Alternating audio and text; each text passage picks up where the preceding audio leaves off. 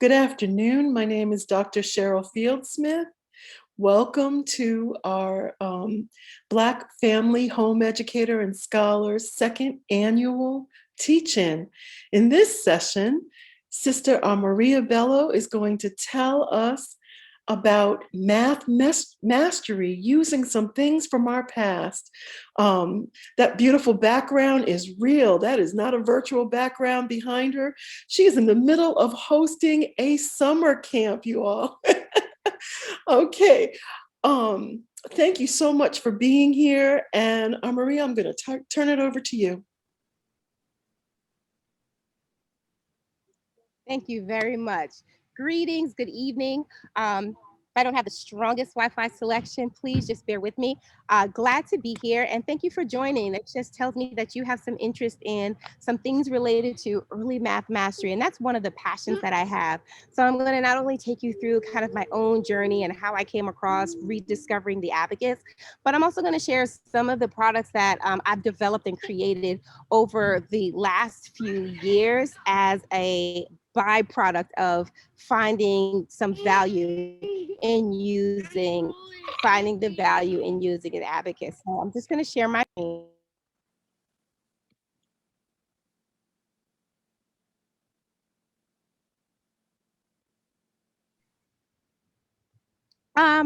Let's see. The screen share is disabled. Oh, hold on. Let me see. Oh, yes, if I can. Perfect. Wait a minute.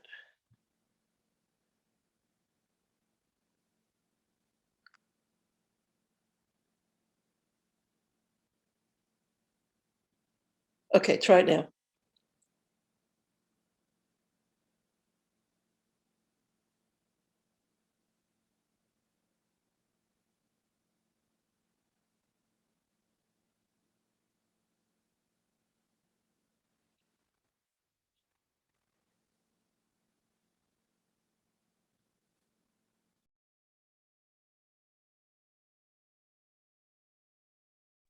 Is everybody able to see my screen? Yes. If you can give me some thumbs up. All right. Thank you. Okay. So just kind of going through what we're going to talk about. I'm going to introduce myself and I really want to, it would be wonderful if this were interactive because so many of us define math mastery in different ways. Like what does math mastery look like?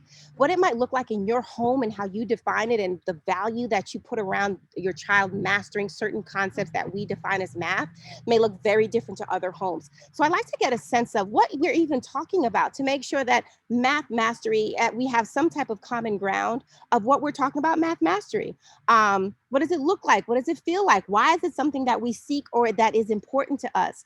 And then I'm going to get into some tools and some strategies and the most important manipulative, going back to what an abacus is and does. Um, so I really like to help people think outside the box to what using math is. And as it was just said, I'm doing a summer camp, and part of the summer camp, we're using the abacus. And some children we started just yesterday, and we started using them on the abacus. And today we've just seen such progress in terms of them being able to identify numbers and other things. And I'm saying this because I've been virtual for so long. So it feels so good to work with children right here, just like in the backdrop. I'm just going to do a little right here in this backdrop and children working with the manipulative. I read a while ago that the more a tool or a device does, the less that the child is responsible or required to do. So if I have a device, it gives me the answer, it generates another one, it gives me this, it pings and it pongs. Well, that's less that I as a child have to do. So I want us to think about less putting our emphasis on the bings and the bongs of certain devices, which do have some benefit, but that's a whole nother story. And maybe looking at manipulatives, things that children, they themselves manipulate with their minds, with their hands, with their fingers, in order to gain some further understanding, specifically with math. So welcome and thank you for joining again. I start off with this picture. This is my family. This is my extended family. These are my in-laws. And I say this because a lot of times when people start talking about what they've done at home or how they do it, we put them in some other categories oftentimes as this person probably doesn't have all of the things that I'm dealing with. But I like to call myself middle-aged because my father calls me middle-aged. He says, you have the young children and you have us and you're in the middle and you have to deal with all of this. And that is so true. The fact that we just spent a week in New Orleans with my children and my parents, that is a testimony too. I was in the middle. You know, I got mommy, mommy, and from my parents, I got Ameerah, Ameerah. So we're always doing so much. We're always doing a lot. And I just kind of like to point out, oftentimes we still have to come home and we still have to educate our children and we still have to figure out how to do it best. And we're all kind of navigating this thing.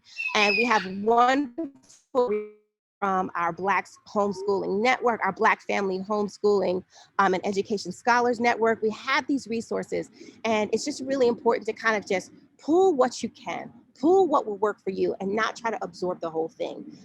They said that the American education system is a mile long and an inch deep, that we cover all this content, but we don't get very deep with it. And the same kind of goes for math. We buy this, we buy that, we buy that, we try this, and we don't get very deep. So just kind of as a backdrop, just sharing some of my fundamental beliefs as it relates to how to get started with math mastery and what it looks like. So my journey began a gazillion years ago. I was in Fukuoka, Japan. I used to be an athlete, a competitor. I ran track, to be specific. And in 2005, yes, I just went ahead and threw out my, through the day. In 2005, I had the opportunity to spend almost a summer, so about 6 weeks in Japan. And if anybody knows Japanese, they are such wonderful hosts. So even though we were there for an athletic event, they made sure that we were able to go and spend time in a lot of other venues. They made sure that we got to see their schools and what their high schools and what their early education and all these things, and we got to see it. And because of that beautiful opportunity of expanding my mind, and I was not a mother, not even thinking about being a mother at that point, but it planted a seed when I saw the little children working the abacus. I saw 4 and 5 and 6 year olds like doing big math, and it didn't mean much to me because at that point I wasn't even a teacher yet. And I saw these children doing math, and I didn't know who's supposed to be doing what and what age and what stage. I just knew that what I saw was amazing. The calculation ability that these children were doing with manipulating some beads was completely amazing. And it stayed with me and it resonated with me until, I became a homeschooling mother. I have this video because it's not just in Japan. You have kind of a lot of Eastern portions of the world. China, Singapore, Taipei, and I hate to kind of like identify these stereotypes, but places that stereotypically outperform when it comes to math mastery. But one of the things that they do is they start their children early using an abacus or using a manipulative. Now, I don't necessarily advocate the methodology that they use, which tends to be rote and which tends to be very, but definitely advocate using or thinking about using tools, using some type of mechanism where the child is the activator and not the tool. And when I say that, I mean, if you open an app, the app says, okay, click me, do this next, and hey, do that. Or even if it's not an app, if it's some type of digital electronic game, the game does a lot and the children gets to be this kind of like inactive or a passive user. So I want you to think about flipping the script with everything that you get math related. You want to try to make your child the most active user, make them actively use this. And that's what happens with an abacus. The child actively uses it. An abacus, for the most part, doesn't even reset itself, right? The child has to reset it. The child has to move the beads. The child has to understand, blows or says, hey, I'm over here, or I'm in the 100th place, or I'm in the 10,000th place. The child has to kind of constantly think through numbers and place values and order of movement constantly to get to a certain number. So let me just go forward. So I just want to point out that young children are able and have the ability to do more math when they have a tool. And not only math, if you think about telling time, you can show a child how to tell a time. You can go through all the mechanisms with the shorthand and the longhand, but until you give a child one of those little kind of manipulates of a clock and you have them turn the longhand and you have them adjust the shorthand, that is when they become actively involved in this process of learning how to tell time, right? So the same thing goes with math. How can we make it more active? And without going into too much detail, in America, for some reason, we've adopted this algorithmic way of doing everything. Step 1, step 2, step 3. And I'm not going to say that anything is wrong with it, but I'm also saying that there are other parts of the brain that we can tap into that doesn't just deal with these steps. We can talk about the parts of the brain that deal with memory and imagination and visualization. And we typically don't associate those parts of the brain with math and math mastery, but we should. And that's what the abacus allows children to do, especially when they're young learners. All right. So before I get into the benefits of the abacus, if anybody wants to share, like, what is math mastery? How do you define it? Or what does it look like in your house? Or what would you like? Because, there's always the definition, right? And then the theory, and then there's the practical. But I'd like to hear from anybody here, like, what is math mastery to you? What does that look like? What does it sound like? What does it feel like? Hey, taste like?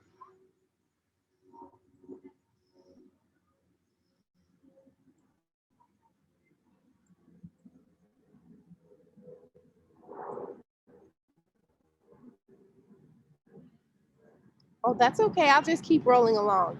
For me, math mastery, it in my home, it looks like a child having an ease and having an ability to work through some math, So because they've mastered it, there's an ease. Not that it's easy, but there's some facility with working through. So regardless of what it is, we have enough foundation and we've done enough practice for them to be able to go through the process with some ease. And simply put, that's what it looks like to me. When I've mastered something, it doesn't take as much effort to do as it did when I first started. And it's important to me because subjects such as math, oftentimes, and too oftentimes, there's so many messages in society, especially geared towards us. And when I say us, I Black people, us and Black girls. There's so many of those messages that sometimes as adults we don't even register, but we absorb. And that message is saying, like, you can't do this math, you don't belong in this math space, you can't do these science. And if anybody doubts me, well, then let's just look at the statistics in terms of us being in those spaces. So we know that there are those messages, and we know that those messages become more clear to the children because as young girls, young Black girls, matriculate up in their grades, we know that fewer and fewer and fewer of them are involved in more rigorous and honors courses and all those things. You get to college, you're like, hey, look, you have a college with 70% female, and the remaining 30% male, but 60% of the males are taking these math and science courses. So there's messaging behind that. There's only messages. It's not ability. It's not, and sometimes access, but there's messaging behind that. So math try to debunk those messages. I try to say, hey, look, we can do this, we can learn it, and we can do it with some ease after we practice. And that's what math mastery is for me. There's a facility, because with more facility that my child experiences at home with math, then they will be more eager and they'll be more motivated to approach a challenging math problem when they're in a different environment, whether they be at school or whether they're taking another math class somewhere. So that's what math mastery means to me. So if anybody wants to jump in before I move on to what math mastery means to them, I would love to hear some other definitions or descriptions of what math mastery is in your home. Okay. All right. So benefits of the abacus, let's just jump into that. So for those of you who are not familiar, I'll just kind of go back. Yeah, the abacus is an ancient tool. Oftentimes it's associated with ancient China or Japan that pretty much uses the abacus more commonly than other countries. But the abacus is tied to the continent of Africa. And the abacus simply means a framed bead. So there's some framing, and that's just the translation. But what you have are rods of beads, as you see here, and there are different types of abacus. This particular abacus is called the Japanese Sorbonne abacus, and it's a base 5 model, where you have one bead on top representative of 5. You also have the Chinese abacus where there are 2 beads on top, but there are all kinds of variations. But this Sorbonne, this model right here with a single bead up top is the most popular and the most common abacus. So the whole point of this tool and using this tool is that each of these rods represent a place value. So if you start back here, that represents your ones, your tens, your hundreds. So this particular unit probably goes up to 100 million. So I think that's why a lot of people are intimidated. They're like, I'm not using that thing, 100 million. And they're absolutely right. This tool is completely intimidating, right? If I hadn't seen it in with the perspective and the scenario that I was in, I would never even look at this tool, think of this tool. I would think it was for other people in another group, not for me, not for my home and not for my family. But the beautiful thing is people use it. People have been using it for over 5,000 years. It is the world's oldest counting tool. This tool was around before there was such a thing as written numbers, right? So what does that say? That says that my child doesn't even need to write to be able to calculate and do math, because I don't have to struggle with writing and math. I could just kind of work on them separately. So this is like the oldest tool. So there's some value in it. And because the value is so immense, we need to know about it. We need to know the benefits and we need to know what it does. So that takes me to the current slide that we're on. All right. So what does the abacus do? Well, it helps children have a number sense. Number sense meaning they have a relationship, they understand the relationship of numbers. So the abacus, I like to tell people, it's really the foundation with, it helps support a strong foundation in numeracy. Numeracy is to letters as literacy. Numeracy is to numbers as literacy is to letters. So if you talk about literacy, children have to identify the letters, be able to sound out the letters, then blend the letters into words, and make the words into sentences, and make the sentences into paragraphs. Well, the same type of process happens with math. Children have to be able to identify the number, to be able to count the numbers, to be able to know the relationship between the numbers, the greater or larger numbers, and how these numbers can work together under different circumstances and scenarios. That is very important, fundamental. I am a high school teacher and public high school teacher. And what I see in the public high school setting as it relates to math is a little scary. Many of our children are passed along lacking many valuable and basic math computation ability. So we want to kind of make sure we have a strong foundation. We don't want our children to lose it. And they have to get a nice number sense. They have to be able to look at a number and recognize that, oh, this is 2 digits. This is probably, in the tens place, this is 3 digits, this is probably something in the hundreds, and have those types of understanding. It also helps children just develop this intuitive sense of numbers, that knowing that these rods and how they relate and how we go from 9 to 10 and how we how we group numbers and compose and decompose. And these are all the things that are immersed in standards. And these are all benefits that can come out of using an abacus and having a child understand how to use it. So then we move away from this algorithmic approach. If you think about how to subtract and you move up and you go to the neighbor and you cross out, like that's our way. That's only one way to subtract, when you have to borrow or regroup, as they say. But there's so many other ways to incorporate math or to subtract that don't necessarily have to follow these steps. And it's really important. It's really important to be able to identify other ways, because the way that your child is taught might be similar to the way that you were taught, and that doesn't necessarily mean it's the best. So you want to make sure that they understand, like, there's this process in calculating, and that process doesn't have to be step related. It could be movement related. And oftentimes our kids, they're kinesthetic. Moving is important. So they adopt a concept like addition or subtraction through movement, through moving a bead, which can be tremendously valuable for a lot of children, especially for children who might, be struggling a little bit with the algorithmic approach. It helps children really understand addition and subtraction. And when I say addition and subtraction, I mean on an abacus, to add, you shift your beads one way, to subtract, you shift your beads another way, right? Regardless of whether you're regrouping or not. And that's something really special, because if I understand, like, moving these beads with these attached values can increase or decrease a number, that really helps them just understand the number line, understand sequence. And that's really nice for them to get early. And I love to see my 4-year-olds understanding this concept. Improves understanding of compounded numbers, right? So when you bring your numbers together, what does that mean? And again, we're talking about an abacus, so it moves, right? I move my bead up, or I move my bead down, or I have to shift over to my other rod. And I love to create stories around all of this stuff, because numbers don't have to just be numbers. Numbers don't have to be sterile. Numbers can have personalities.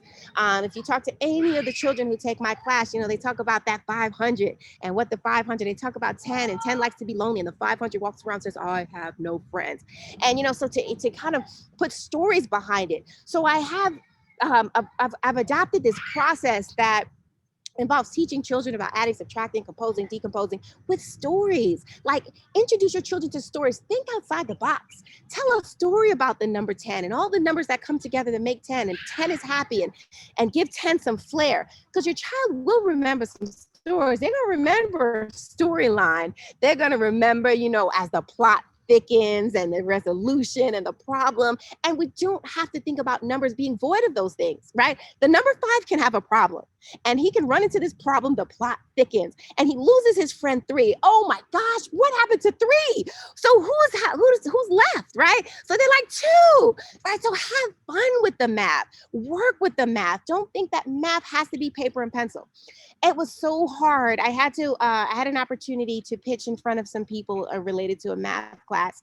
And they said, well, what about the materials? And I said, what do you mean the materials? I'm talking to you about the abacus. They're like, no, the materials. I was like, what are you talking about? They're like, pencils and worksheets. You don't need that, right? When you're practicing and you're moving with beads as you do in an abacus, you don't need, right? Like, of course, these things can have value, but you don't need them. So oftentimes we're kind of boxed into thinking it's math time. Take out the pencil. It has to be sharpened. It has to have an eraser. It's time to do math. And we get all serious versus, oh my gosh, let's find out what's going on with 11. What type of day is 11 having? Think outside the box. And when you think outside the box and you create stories and you give your child a physical device, a tool to go along with the stories, and they move the beads as you're talking about these stories, it creates this sense of wonder and joy. And do we use these words with related to math, wonder and joy?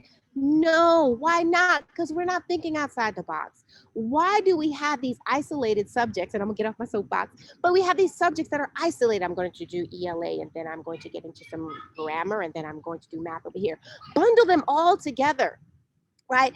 Give your number 5 some adjectives, right? Let your child, like, who's your favorite number, and put some adjectives on that number. So now not only have I inspired their imagination and creativity to come up with what favorite number, but now they're going to put some adjectives on that. Wait, that's an ELA. Why am I, but think outside the box. Math doesn't have to operate in isolation. We're trying to build our children's capacity, and we always don't have to do that with pure skill. We can build capacity through story and excitement and engagement and fun. And it's so important to think about math in those ways, because if we approach it rudimentary, if we approach it with rigidity, well, that's going to be the outcome. And if those things don't work for your child, then it's not going to work for them in math. So if ELA, you're talking about this story, the blah, blah, blah, the woman who was croquette, and you have all of these other words and terminology, and then you come to math and it's just, math facts, then you're going to lose them. So you want to think about ways to do that. But back to the benefits of the abacus. Looking at the bullet number here helps develop concentration, patience, and endurance. Oftentimes, again, if a child is struggling with steps, it's easier, or it's likely for them to become frustrated, like these algorithmic steps, versus, if I get something wrong with my abacus, I don't even have to erase. I just reset to 0 and I start over. I just had a group of young boys, a 4-year-old and 2 5-year-olds. And, we're doing numbers. We're doing 958 minus 400 plus 20. We're doing that. And they're just moving beads, and somebody got something wrong. And I said, oh, that's not right. He just reset it. You didn't have to erase it and redo it. You just had to redo the beat. So it really helps with them kind of just fostering this ability to endure. Next, and you want your children to be confident. And I think for me, that was the most important thing, because that's the thing that I lacked. I lacked confidence in my ability to do math, especially as I matriculated up. I was scared that I didn't know. I was scared that I didn't get it. And it, sorry about that. And I was scared that I didn't have the ability. So whatever you do and however you do it, it's really important to kind of foster that ability. And if you throw in stories and engagement and those other things, well, then it's not so much about have I remember these steps, but now it might be, do I remember these funny has, you know, Y15 has an attitude today, right? Do we talk about numbers and attitudes? We tend to not do it. And on the abacus, when I had the beads, and I'm like, look at that bead right there, and I might be pointing to the two tens or 20, right? I might be pointing at that. Look at that. Look, why does the 210 have an attitude today? And now the children are curious, like, why does the 210 have an attitude? So there's curiosity in this number, and I'm about to start doing a lesson on the, you know, formula for adding 27 to, I don't know, 32 or something like that, but giving a nice kind of what they call it anticipatory set. Like, set up the math, set it up with a story, set it up with some numbers and some adjectives and some creativity, because it's really important. And I only throw that in is because that is something that I do with my own abacus teaching, because it makes a huge difference. And I was able to spend some time in places that.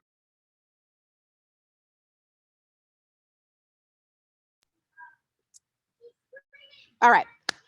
It's important to kind of point out where we fare, where, you know, America tends to be, because oftentimes some people, not everybody, has this overinflated view of the American academic system. And that means a lot, because we can sometimes think, we might hear a number, American spends more money per child than any other country. And we think because we're spending a lot, that there's a result, or yeah, there's a desired outcome attached to that spend. And that's not necessarily true. Yes, we spend a whole heck of a lot per child. We buy gadgets and materials, and I'm in the public school system, and I know how much we waste. And I know oftentimes where this stuff goes. So if you look at this according to PISA scores, America, we don't fare. And this is just part of the chart, full, you know, full transparency. It's not the whole chart. But we're closer to the bottom rung than we are to the top. So it's really important to kind of think about what we're doing with early education versus these other countries and what they're doing with education, right? So I point to these countries, Japan being one of them, in which I spent time. And it's like important to kind of see who's doing something well, and maybe I can modify or replicate some of the things that they're doing well, because it might have bring some value to my household. And that's one of the things that I did without doing when I spent that time in Japan, and I saw these young kids working the abacus. I'm like, wow, like these kids are working this thing. They're doing this math.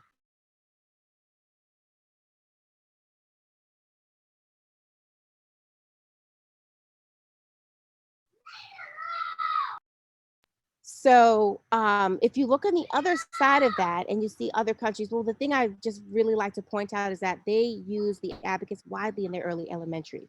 They started with the tool, they have kids counting, and it helps with their visualization and being able to do some calculations mentally. Again, as a public school teacher, this is something that I see that is not fostered early, right? We tend to, within a lot of our curriculum and design and the standards, we kind of have this dependency on using something to be able to calculate versus being able to calculate, versus being able for children to be able to visualize and have an understanding of the numbers enough to be able to do this without having a tool. And I want to point out, like, one of the things about the abacus, it's not like learning to use the tool, but the whole purpose of using the tool is giving the children the ability to be independent from the tool. So once they're able to visualize, and this is something that happens, it's called manza in Japan, that children have worked enough that they can calculate things outside of, they can calculate things out.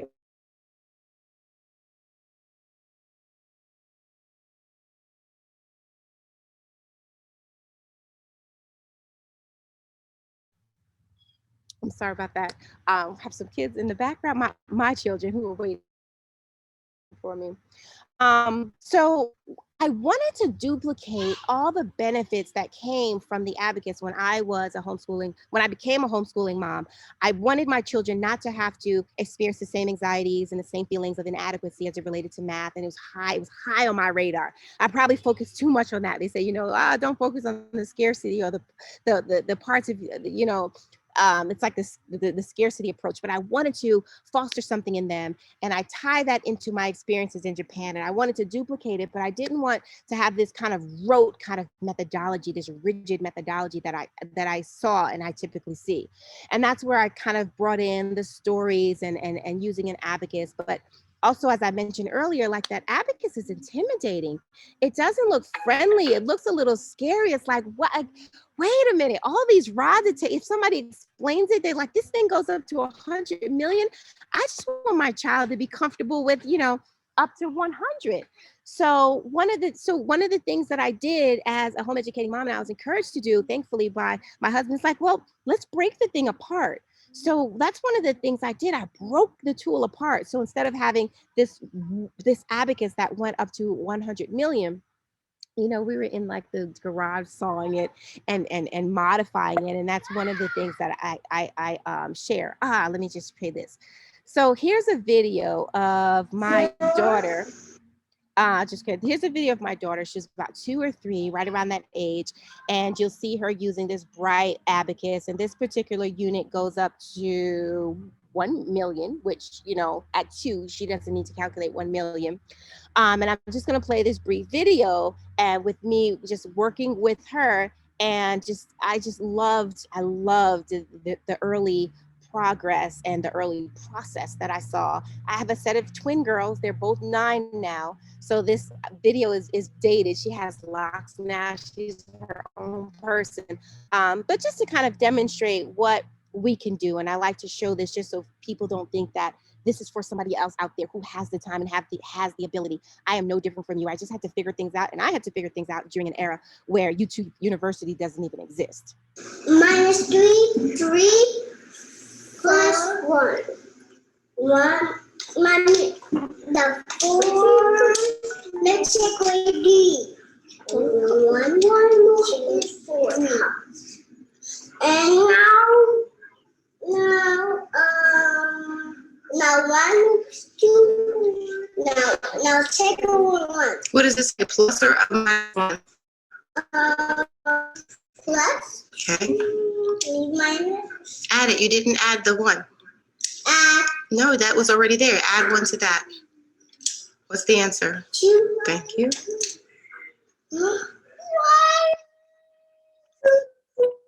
So I'll pause it there. So singing and just kind of writing lines and going through this early process.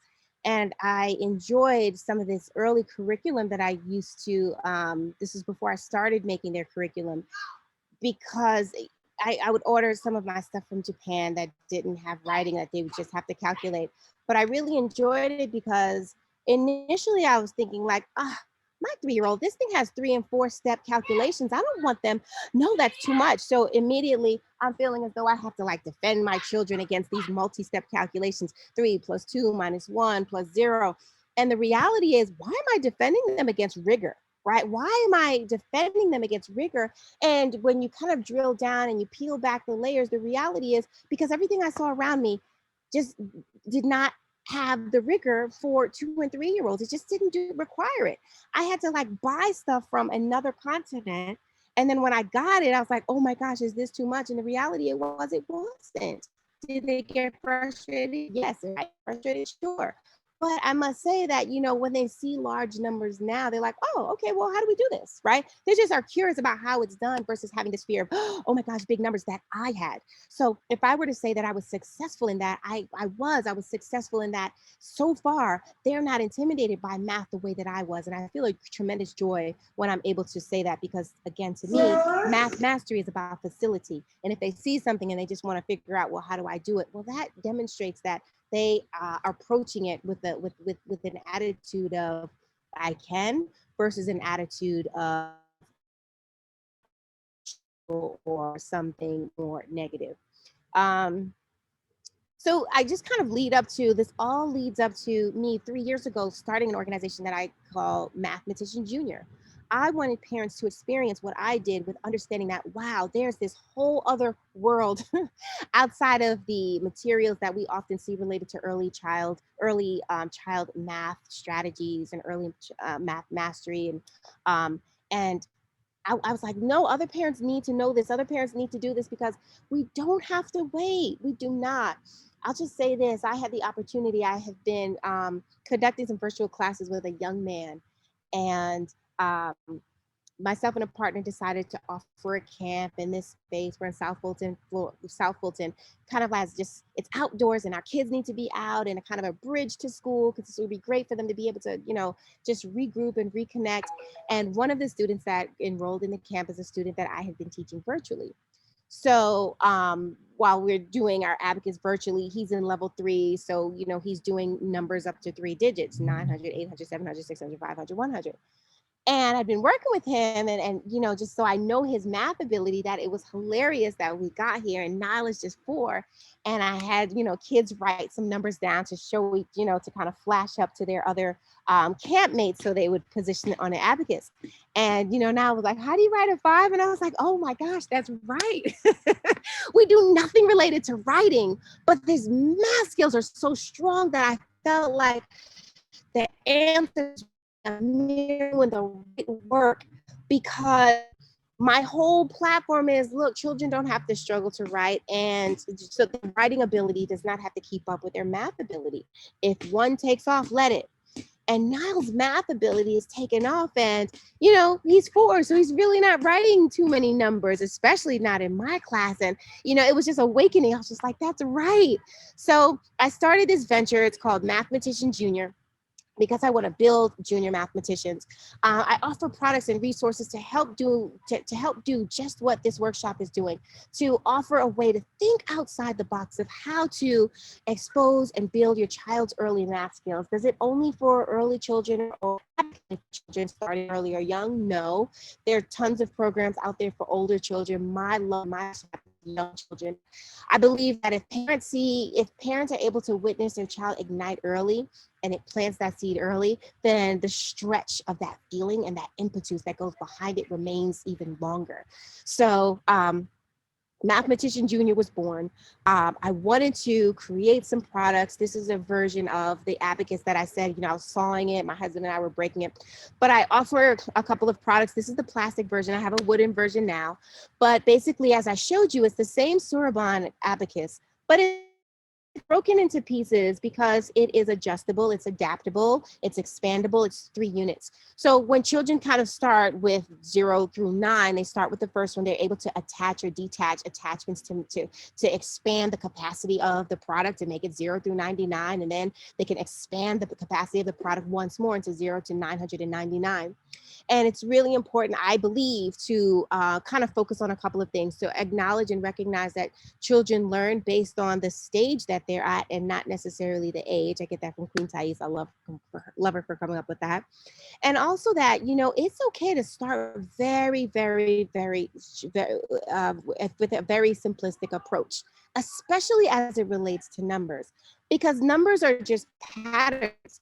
So as soon as children realize that the 5 is basically the same thing as 50, which is basically the same thing as 500, and I make them super confident understanding how 5 is composed and decomposed and the numbers that make up 5, then it's easy to translate that to the number 50, which is easy to translate to number 500 and have no friends. And, we get into stories. So as we do the math, we tell stories about the math, we engage the math, and like, what's going on with number 10? So we're able to do that as we manipulate and move the beads, and I give them a really strong foundation with 0 through 1, and I build that foundation up with 0 through 99, and again with 0 through 999, because our numbers are patterns, and once you get that first set of pattern and you understand how they relate, then you're good. Our children are good. I have a wooden version that I'm super proud of. Right now it's just all about listening to what people have told me all my life, like, just don't shy away from the things you've done and accomplished. But I've gotten some manufacturing done in Indonesia, And one of the things I want families to have is a nice wooden product, a product that is natural, a product that is safe, a product that is non-toxic, a product that will help their child understand math, a product that can expand, one product that can be used with multiple children in the household that has tremendous benefits, because we already buy so much at home. So why not buy something that's good for your 4-year-old, your 2-year-old, and the one that you have in the oven? And again, this is the same Sorbonne abacus, but it's bigger and it's colorful, and the color of the beads is associated with the place value. So as children understand, your ones place and how those beads relate to each other, then they start learning the same thing or just building on what they've learned with the tens value. I have a student, his name is Ade. He's a super special kid. He's one of my first students that I had in my virtual class. And I just love to kind of share this information when I compare. I pulled the Georgia standards for kindergarten, where Ade would be going this year. He just turned 5. Where Ade would be. And I just compared his standards to his progress. And I didn't have this mapped out, and I didn't necessarily have this goal, like I want Ade to be doing this. I started teaching this class because it's something that I love to do and something I was compelled to do. And Ade just kept progressing, and mom just kept coming back. Well, I compared. So pulling 3 of the Georgia standards for kindergarteners, by the end of kindergarten, a child who is finishing kindergarten should be able to count up to 100, to know their place value up to 20, and to be able to add and subtract within 10. Okay, that's kindergarten. For my particular class, after 1 month of taking my class, Ade was able to add and subtract up to 99. After his subsequent months, his months 2 and 3, Ade was able to identify place value up to 999 and to add and subtract up to 999. When I looked at this, I was really pleased, and I just knew it was not just me and my children in my household. This tool has some impact. So think about tools, ladies and gentlemen, brothers and sisters, think about tools that have impact. And the stronger the impact, that means the more your child is going to be the active user.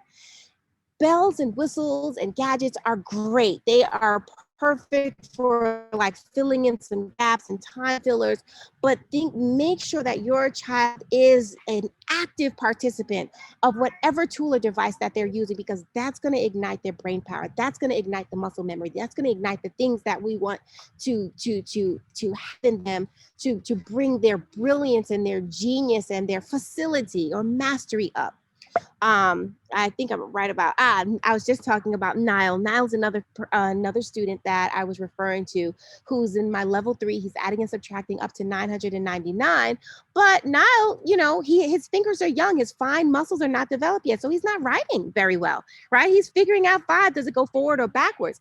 But his writing ability and his math ability don't necessarily have to be in sync. So as you develop and start your math curriculum at home, it's okay to focus on whatever you want to focus on. You want to focus on writing, that's fine, but don't let one slow the other down. So if your child is writing their numbers very well, that's great. But if they're struggling, don't let the math stop because the handwriting or the fine muscles within the hand are not as progressive as the brain power.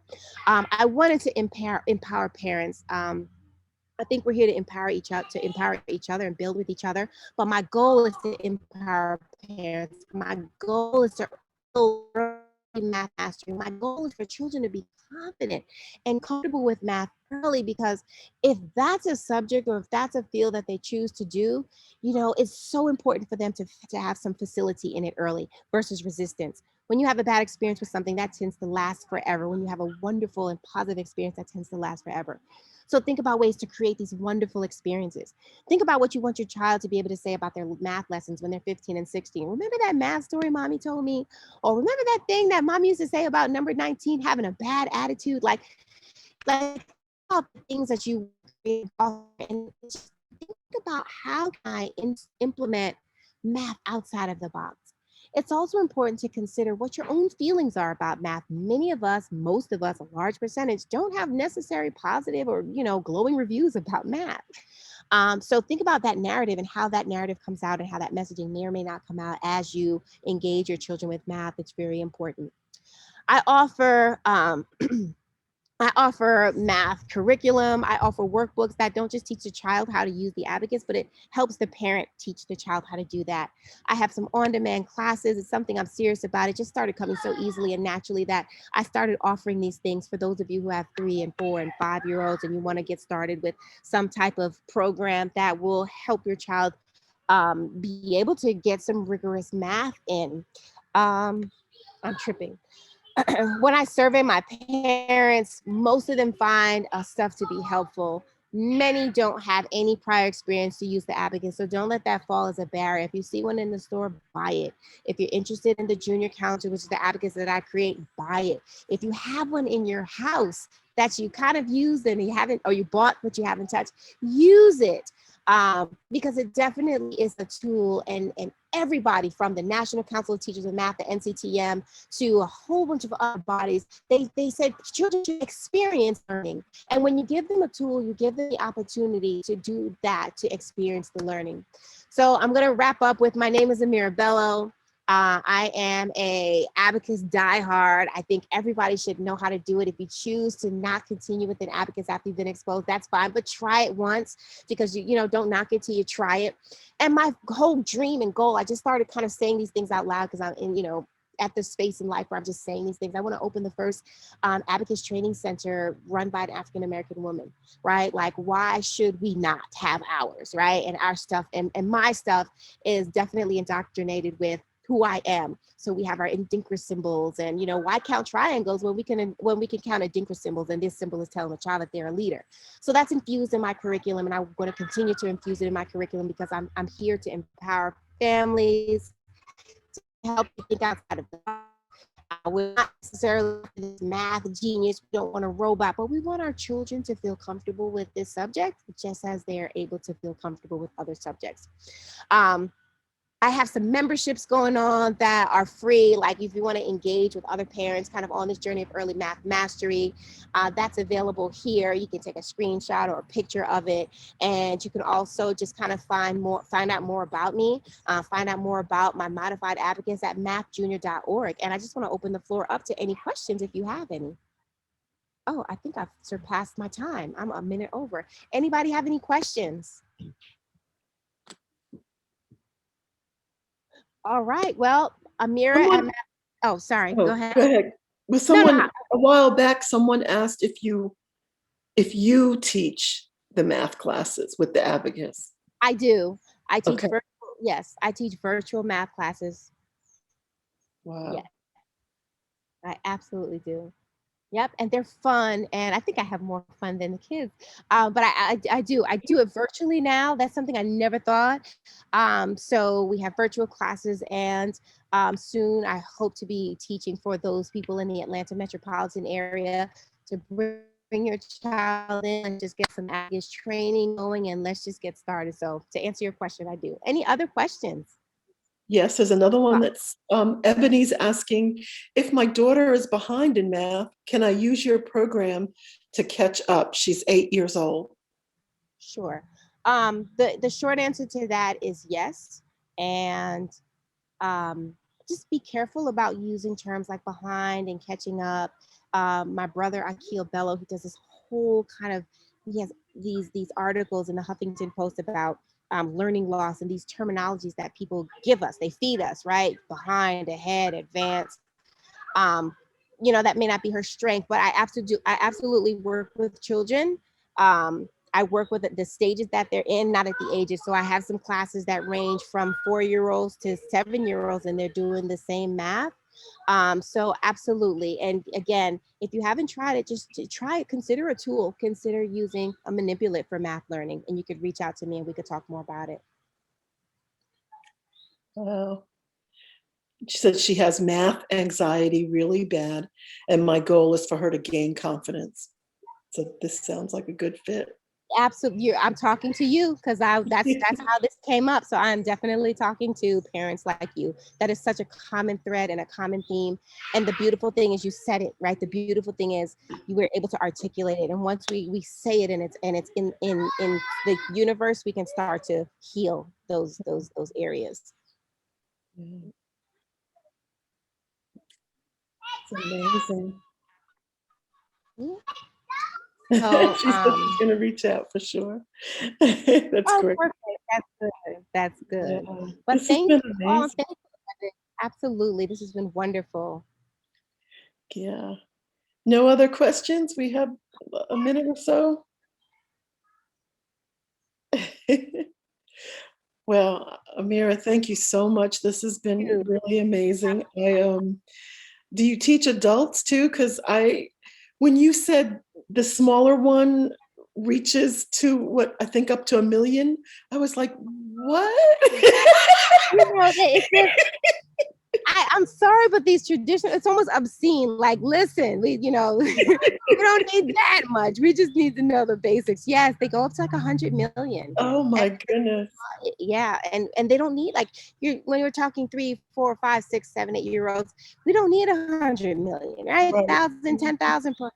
It depends. I like to do things in perspective.